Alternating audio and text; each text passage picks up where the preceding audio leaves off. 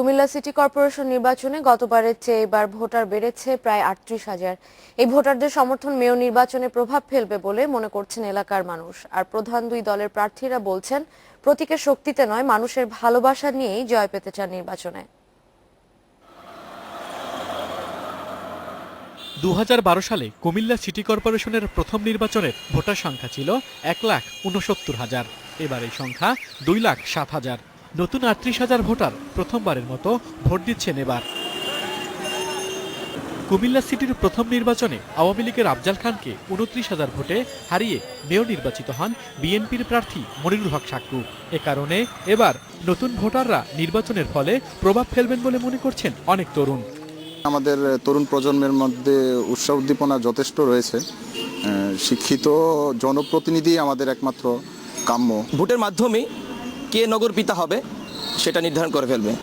নতুন ভোটারদের গুরুত্ব দিচ্ছেন আওয়ামী লীগ ও বিএনপির প্রার্থী। বলছেন নবীন প্রবীণ সবার ভালোবাসা নিয়ে জয় পেতে চান নির্বাচনে। কুমিল্লার বেশিরভাগ এমপি মন্ত্রী দলীয় সরকারের, তো এখানে ঘাঁটি বলতে কিছু নেই। বিএনপির ঘাঁটি বা আওয়ামী লীগের ঘাঁটি, জনগণ যাকে বেছে নিবে সেই জয়ী হবে। মিনিমাম 25% বা 30% লোক দল করে না, ঠিক না? তারা দল করে না, তারা তাদের মতো করে দেয়, ভোটটা দেয়। এটা তো নিয়ম। তো আমি আমার মতো চেষ্টা করতেছি, সীমার মতো চেষ্টা করবো। এদিকে নাগরিক নেতারা বলছেন নির্বাচনী প্রতিশ্রুতি আর প্রার্থীদের অতীত কর্মকাণ্ড প্রভাব ফেলবে নির্বাচনে। তরুণরা শুধু রাজনৈতিক পরিচয় কিংবা রাজনৈতিক বিবেচনার জায়গা থেকেই কোনো প্রার্থীকে মূল্যায়ন করবেন না।